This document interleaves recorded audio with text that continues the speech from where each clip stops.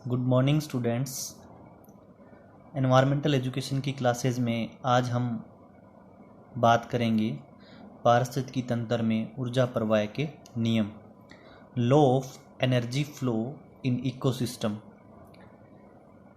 पारिस्थितिकी तंत्र में क्या है कि जो ऊर्जा का प्रवाह होता है वो अपना जो ऊष्मागतिकी का प्रथम नियम है उस पे बेस है।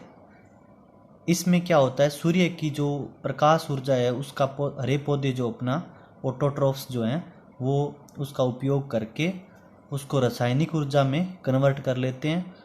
ये जो रासायनिक ऊर्जा में परिवर्तन जो होता है प्रकाश ऊर्जा का, इसको प्रकाश संश्लेषण की क्रिया कहते हैं।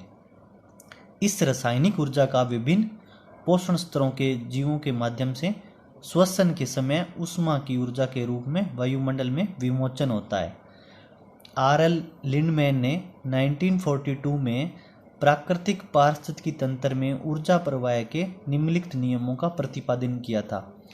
इसमें क्या है कि जो आर.एल. लिंडमैन थे उन्होंने 42 में जो नेचुरल इकोसिस्टम जो है उसमें कैसे कैसे ऊर्जा का प्रवाह होता है, इसके लिए उन्होंने 5 नियम बनाए थे।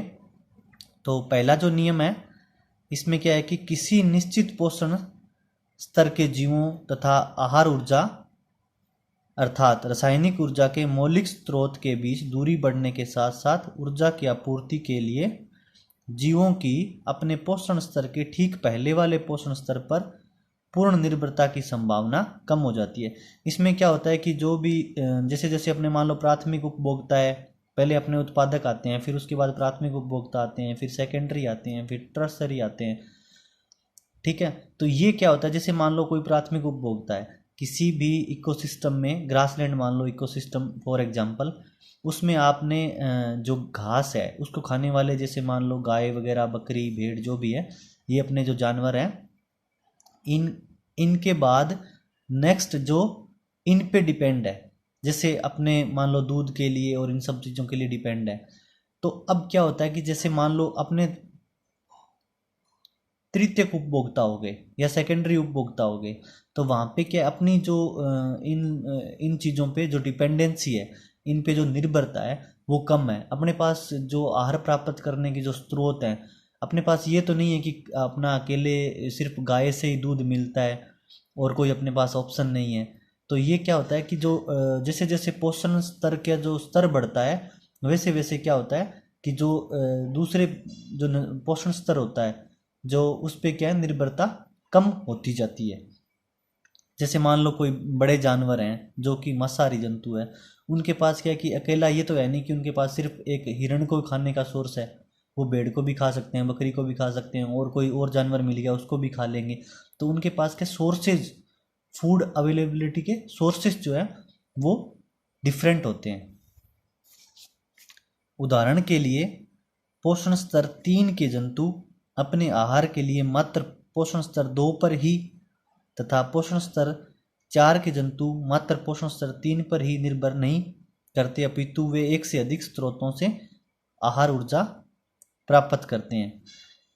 यथा पोषण स्तर के 4 के जंतु विशेष रूप से मनुष्य, ठीक है, जैसे मान लो 4th जो आपका ट्रॉफिक लेवल है उसमें जो मनुष्य है सभी पोषण स्तरों से आहार प्राप्त करता है। अपने क्या है कि अपने में कुछ लोग जो है सर्वाहारी में अपने काउंट होते हैं। सर्वाहारी मतलब अपने सब कुछ खा लेते हैं, कोई मीट खाता है, कोई आपका जो नॉर्मल जो सादा भोजन होता है वो खाता है। तो अलग अलग जैसे जो एरिया वाइज या जैसे भी उनकी हैबिट होती है उस हिसाब से अलग अलग भोजन की उपलब्धता के आधार पे मनुष्य अलग अलग प्रकार का भोजन ग्रहण करता है।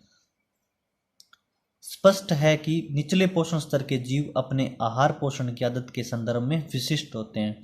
अब जो प्रथम और जो उपभोक्ता होते हैं या द्वितीय उपभोक्ता वो क्या होते हैं, मेनली क्या है कि उनका स्पेसिफिक फीड होता है, वो उसी को ही भोजन को, जैसे हिरण है तब वो अगर घास को खा रहा है, क्रॉप को खा रहा है, तो उसकी स्पेसिफिक हैबिट है कि वो क्रॉप या इन चीज़ों को ही खाएगा। ऐसा नहीं है कि वो मान लो कोई जानवर को खा लेगा, ऐसा नहीं करेगा। वो जो उसकी हैबिट है वो फिक्स है, ठीक है। जबकि उच्च पोषण स्तर के जंतुओं कई स्रोतों से कई प्रकार के आहारों का सेवन करते हैं, ठीक है। अब ये तो अपना फर्स्ट नियम हो गया। अब अपने अगर दूसरे नियम की बात करें बढ़ते पोषण स्तर के साथ श्वसन द्वारा होने वाली क्षय होने वाली ऊर्जा की मात्रा में वृद्धि होती जाती है। ठीक है, जो जैसे जैसे आपका पोषण स्तर का जो लेवल बढ़ता है वैसे वैसे जो श्वसन के रूप में जो ऊर्जा का ह्रास होता है उसका मात्रा बढ़ती जाती है, क्योंकि उच्च पोषण स्तर के साथ जंतुओं के शरीर का आकार भी बढ़ता है। अब जैसे जैसे ट्रॉफिक लेवल बढ़ते हैं वैसे वैसे जो जंतुओं का शरीर है उनका आकार भी बढ़ता जाता है। ठीक है, अतः उनको अपना आहार प्राप्त करने के लिए अन्य जंतुओं को पकड़ने के लिए अधिक दूरी तय करनी पड़ती है, अतः उनको अधिक कार्य करना पड़ता है। परिणाम स्वरूप शोषण के द्वारा ऊर्जा भी अधिक खर्च होती है। अब जो मांसाहारी जंतु होते हैं जैसे मान लो शेर है, अब वो अगर आपका उसमें जंगल में कोई शिकार करेगा तो उसको काफ़ी दूर तक उसके लिए दूरी तय करनी पड़ेगी। ठीक है, और ऊर्जा भी उसको अधिक लगानी पड़ेगी, तो इसीलिए उनको ज़्यादा जो श्वसन के रूप में जो ऊर्जा है उसका ज़्यादा ह्रास होता है।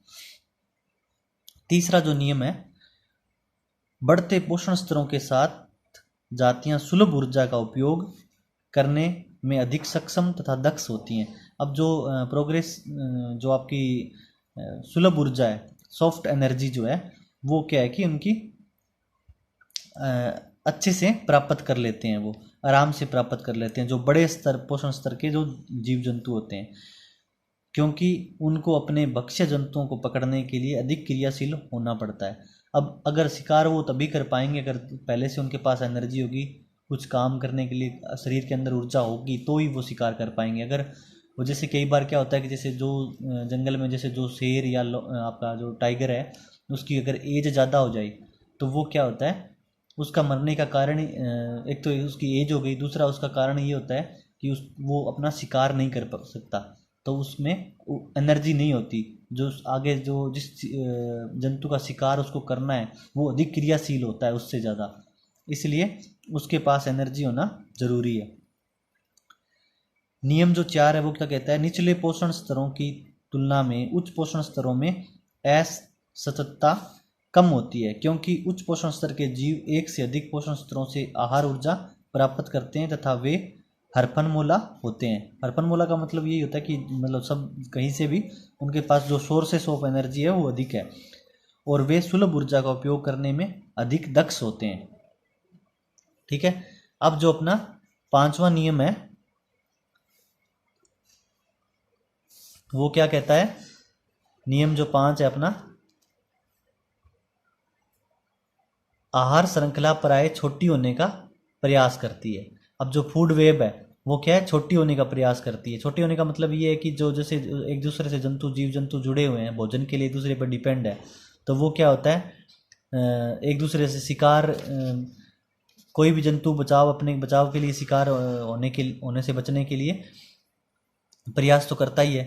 ठीक है, तो इसलिए क्या वो फूड श्रृंखला जो छोटी होना क्या प्रयास करती है। इसमें सामान्य रूप से 4 लंबवत पोषण स्तर होते हैं, क्योंकि बढ़ते पोषण स्तरों के साथ ऊर्जा में परगामी क्षय होता जाता है, प्रोग्रेसिव जो डीके होता है वो हो जाता है। परिणाम स्वरूप और अधिक कड़ियाँ या पोषण स्तर संभव नहीं हो पाते। अब जो पोस्ट ट्रॉफिक लेवल है उनका भी क्या फिक्स है, वो ज़्यादा बढ़ नहीं पाते हैं। जो आपके उत्पादक हो गए, उत्पादक से प्राथमिक उपभोक्ता हो गए, फिर द्वितीय उपभोक्ता हो गए, तृतीय उपभोक्ता हो गए, चतुर्थ उपभोक्ता हो गए। अब क्या है, इसके आगे लंबी चेन नहीं बन सकती, क्योंकि जो ऊर्जा है उसका जो ह्रास हो रहा है वो जल्दी हो जाता है। ठीक है, तो ये अपने 5 नियम थे जो किसी भी पारिस्थितिकी तंत्र में ऊर्जा प्रवाह के नियम जो हैं वो इस पे डिपेंड करते हैं। ठीक है, नेक्स्ट अपने बात करेंगे पारिस्थितिकी एवं पारिस्थितिकी तंत्र में अंतर, इकोलॉजी और जो इकोसिस्टम है उसमें क्या क्या डिफरेंस है, ये अपने नेक्स्ट क्लास में बात करेंगे। Thank you.